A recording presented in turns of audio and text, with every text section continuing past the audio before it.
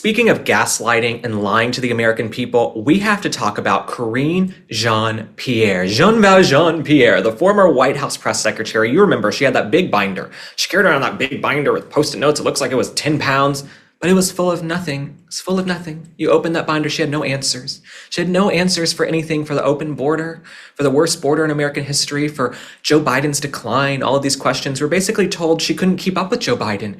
He's so quick, I can't keep up with him. I just cannot keep up with it. Mind you, the guy was falling down. Joe Biden was calling out in the crowd at events to people who were dead. He was like, Jackie, hey, Jackie, you in the crowd? And they're like, sir, Jackie is dead. So Karine Jean-Pierre, I don't take her seriously. I question, the authenticity and the veracity and the truthfulness of everything that comes out of her mouth because she's a very unserious person. Okay, she's a very unserious person, but she also has a book coming out that she's promoting. She has a book coming out about how she's left the Democratic Party and she's gone independent. If this is her idea of being independent, good luck to you, sweetheart. But she was also called in, and this is all over the news. Of course, there was a lot of other news, so they try to brush this under the rug. But she was called in last Friday by the House Oversight Committee, led by James Comer, to discuss the Autopen and Biden's decline. But she said, between 2009 and 2025, she did not see a change in Biden's competency. Okay, this is what she says. She did not see a change in Biden's competency. I call BS. I call a flag on the play. I don't know what flag on the play means, but it's a sports metaphor, and that's what I'm calling. She was apparently there for 6 hours giving testimony. 6 hours, and she had no answers. Either someone's gotten to her and said, shh, be quiet. If you love your friends and family, don't talk. No, someone's either gone to her or she's still lying and carrying water for Biden. I don't know what it is. Maybe she thinks she can't have a future in, presidential politics if she doesn't just, toe the party line, cover for Biden. I'm not sure, but let me read you a little bit more. While Karine Jean-Pierre acknowledged Biden, who's now 82, was not the same speaker he was when she met him, she couldn't attribute a reason for the speaking change. Maybe dementia, maybe Alzheimer's. In addition, she also acknowledged that talking points were given to her by various advisors, but those relating to President Biden's health and mental acuity were handled exclusively at the senior level. Senior level to me says Jill Biden. It says Jill Biden, it says her little chief of staff, it says Jeff Zients, it says all of these people.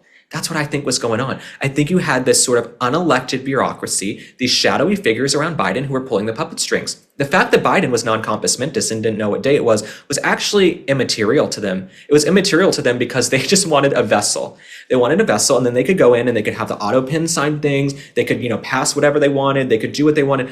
They were actually, I think, happy in a way. I think there was some happiness with the fact that Biden wasn't all there, because when someone's not there, what can you do? Take advantage of them. We see it in nursing homes all the time. Actually, you see some folks in nursing homes who are abused. They're not fed. They're pushed around. They have their money stolen, their wallets stolen. People come in and take advantage of old people online. They try to take their money and get them to wire them into accounts and have fake identities. Old people get taken advantage of.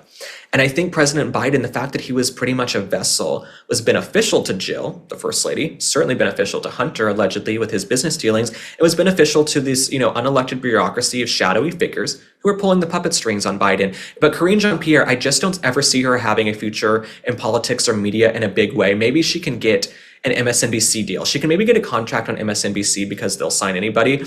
They've got Simone Sanders. They had Joy Reid on there. But no one will take her seriously, because if Karine Jean-Pierre wanted to be a truth teller, she wanted to be a journalist, she wanted to be someone who had a future maybe on The View. I think she probably would love to be on The View. Let's say The View, for example. If you want to be on that show, you're going to have to up the ante a little bit and speak the truth. If Karine Jean-Pierre came into that testimony and said, you know what, Biden was in bad shape, I regret not speaking up sooner, people would actually have a modicum of respect for her. You took an oath to the country, not to Joe Biden. You should have told us at the time. But if you came out and spoke the truth now, we would say, you know what? Welcome to the side of truthfulness, honesty, and authenticity. In a way, Kamala Harris has a book coming out called 107 Days, or maybe it's just come out, it's coming. 107 Days, which is pretty much all that's interesting about Kamala Harris. And in the book, she kind of throws Biden under the bus. From the excerpts we've seen and talked about on this podcast and in former episodes, she's willing to throw Biden under the bus. Why not? The guy's old, not going to make it much longer. He doesn't seem to be all there. Why not throw him under the bus? I think Jill Biden, though, now that I think about it, Jill, the wife, is going to go down in history as one of the most unlikable women in presidential politics, and one of the most unlikable women in history, to be honest. What type of woman lets her husband carry on in the public eye when he's just making a fool of himself? Who lets her husband get up on stage in front of the world Lets her husband get up there and just make a fool of himself, and he's just bobbling and bubbling around, doesn't know what day it is, calling out to dead people in the crowd, can't form coherent sentences. And then Jill Biden, in a patronizing tone, she goes, "You did so good, Joe. You answered all the questions." What an embarrassment. What an embarrassment. So I question Jill Biden as a wife and a mother. Who does that? And Jill Biden, she's someone who I think cared more about the lifestyle of being first lady, and this was reported as well from a myriad of sources and journalists who covered the White House. She was actually the one clinging to power more than anything. Jill Biden was the one who didn't want to go. She didn't want her husband stepping aside. She was going to push and ram him through, because the last thing she wanted to do was go back to Rehoboth Beach or go back to Scranton. That's not what Jill Biden's plan was. No. She liked flying on Air Force One. In fact, we have pictures of her sitting behind the desk on Air Force One. We have her sitting, at the head of a table running cabinet meetings. That's who Jill Biden is at her core, a power-hungry, despicable woman. And she's the one who continued to jam and ram Biden down our throats, and she put the country in danger. If you are a real wife and a real woman, you would have stepped in. You would have stepped in and you said, you know what? It's time to go home. It's time to pass the torch. We didn't want you passing the torch to Kamala. That was kind of the catch-22 there. The catch-22 with Biden, if I'm just speaking off the cuff, the catch-22 with Biden is that Kamala was so bad, I think the folks around him thought, well, man, Biden's brains are basically oatmeal at this point, but Kamala's also a freaking idiot. I was about to cuss. My mom's Bible study is watching, so I won't. But Kamala's a freaking idiot who can barely form coherent sentences, and she seems like a drunk as well. And you ask Kamala a question about the border, why haven't you visited the border? I haven't visited Uganda either. Haven't visited Spain. It's like, ma'am, we're just asking you to go down to the border. You were kind of put in charge of the border, you dumb bitch. Oh, sorry. But yeah, no, Kamala Harris, she's, one of the most uncouth, disgusting, stupid women in politics as well. And so I think that's probably what saved Joe Biden in a way. They didn't push him out because they were like, well, we don't want to be stuck with Kamala. We don't want to be stuck with her. But Karine Jean-Pierre, to bring it all back, to circle back, to use a former press secretary's term, we'll circle back to Karine Jean-Pierre. Don't see a future for her. Don't think people are going to take her seriously. Don't think people are really going to be buying the book unless you really go there. And it doesn't seem like you're going to go there because in the 6 hours of testimony from what my team has seen, from what's available so far, you allegedly said Biden was fine and that, hey, if you got talking points from higher up to say he was in great shape, no. That's a lie in my opinion as well, Karine, because you said that you couldn't keep up with him, that he was so sharp. That wasn't just a talking point passed to you from on high. That was a personal anecdote, a testimonial. That was your testimony of how great Biden was doing. Great shape he's in.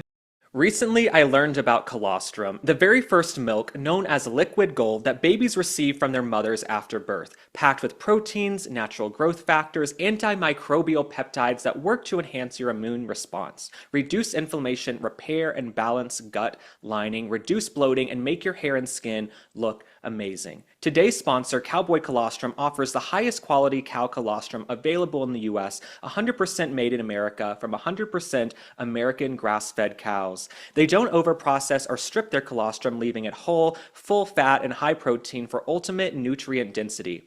It's the highest quality bovine colostrum you can buy. Cowboy is easy to drink, made with delicious natural ingredients and no artificial flavors. Simply add a 3-gram scoop of either our chocolate, Madagascar vanilla, or strawberry into your coffee or smoothie. For a limited time, our listeners get up to 25% off their entire order. Just head to cowboycolostrum.com/link and use code LINK at checkout. That's 25% off when you use code LINK at cowboycolostrum.com/link. After you purchase, they will ask you where you heard about them. Please support our show and tell them that we sent you.